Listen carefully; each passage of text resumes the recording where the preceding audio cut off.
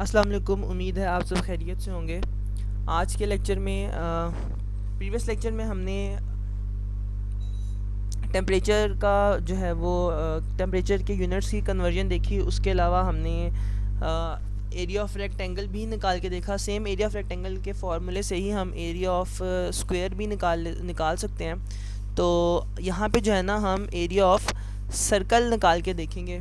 Area of circle का formula लगाएंगे, ठीक है, और उसकी वैल्यू गेट करेंगे। उसकी वैल्यू पहले तो इनपुट करेंगे और फिर उस पर फार्मूला अप्लाई करेंगे और फिर हमें जो है ना वो वैल्यूज़ की आउटपुट स्क्रीन पे शो हो जाएगी। ठीक है, तो स्टार्ट करते हैं। स्टार्ट करने से पहले अगर तो आप लोगों ने मेरे चैनल को सब्सक्राइब नहीं किया तो आप सब्सक्राइब कर लें और बेल आइकन पे भी क्लिक कर दें ताकि नेक्स्ट वीडियो जो भी मैं अपलोड करूँ उसका नोटिफिकेशन आप लोगों को मिल जाए। ठीक है, तो एरिया ऑफ सर्कल स्टार्ट करने से पहले हमें जो है ना इसकी लॉजिक पता होनी चाहिए। लॉजिक ये है कि हमने बेसिकली हमारा एरिया ऑफ सर्कल का फार्मूला होता है पाई आर स्क्वायर। ठीक है, पाई आर स्क्वायर में बेसिकली हमारे पास दो वेरिएबल्स होते हैं, पाई और आर। ठीक है, तो पाई की वैल्यू तो कांस्टेंट होती है हमेशा की तरह, तो वैल्यू जो डिफरेंट होती रहती है वो होती है आर की।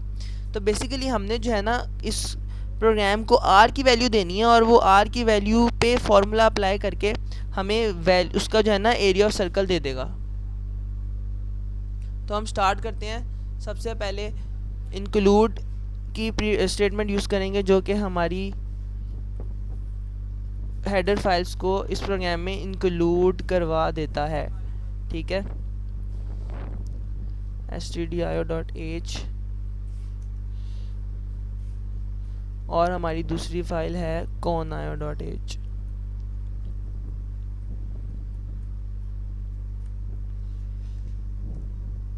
आगे हमारा मेन फंक्शन स्टार्ट हो रहा है।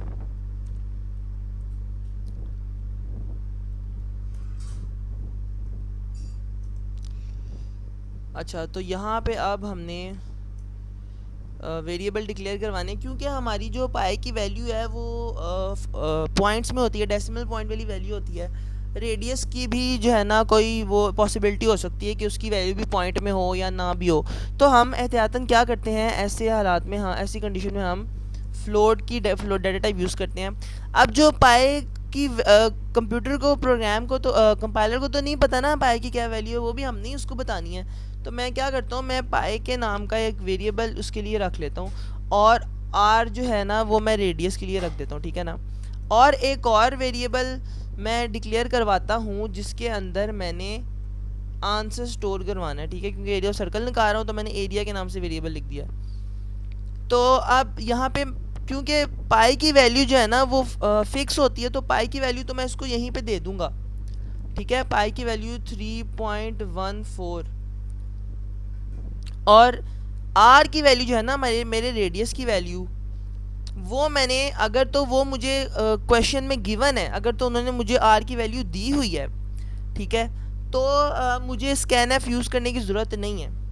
लेकिन अगर उन्होंने मुझे आर की वैल्यू नहीं दी हुई तो मैं क्या करूँगा, मैं स्कैन एफ का फंक्शन यूज़ करूँगा। ठीक है, मैं यहाँ पे स्कैन एफ का फंक्शन यूज़ करता हूँ। उसके बाद स्कैन एफ के फंक्शन यूज़ किए बगैर भी जो है ना इसको हम करके देखेंगे आर की वैल्यू फिक्स करके। ठीक है, तो पहले मैं स्कैन एफ का फंक्शन यूज़ करता हूँ। उसके लिए मैं क्या करूँगा, एक मैसेज प्रिंट करवा दूँगा पहले कि एंटर रेडियस।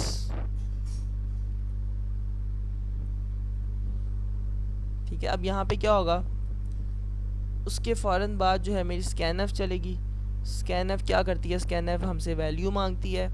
कौन सी वैल्यू, जिसका वेरिएबल हमने उसको दिया होता है। वेरिएबल की डाटा टाइप क्योंकि फ्लोट है तो यहाँ पे फॉर्मेट स्पेसिफायर भी फ्लोट लगेगा और हमेशा की तरह हम यहाँ पे एम्परसेंट साइन लगाएंगे।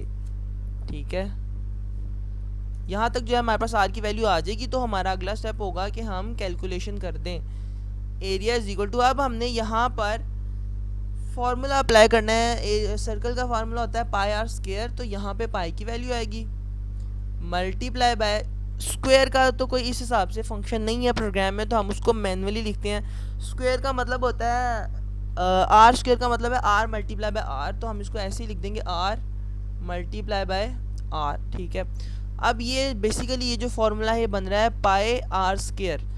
तो ये फार्मूला कैलकुलेट होके हमारा जो आंसर है वो इस वेरिएबल के अंदर स्टोर हो जाएगा और फिर बाद में हम इस वेरिएबल को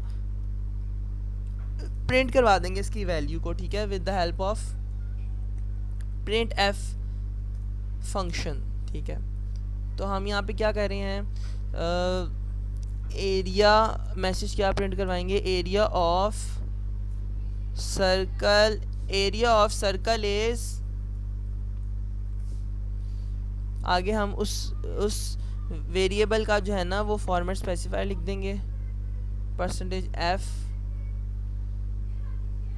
और आगे उसके जो है ना वो वेरिएबल लिख देंगे जिसकी वैल्यू हमने यहाँ पे शो करवानी है, ठीक है। तो यहाँ पे जो है हमारा फंक्शन एंड हो गया है। एंड पे हम गेट ch यूज़ कर देते हैं और स्टार्ट में हम क्लियर स्क्रीन का फंक्शन भी यूज़ कर देते हैं, ठीक है। अब हमने ये प्रोग्राम बना लिया है, इसको हम अब रन करके देखते हैं।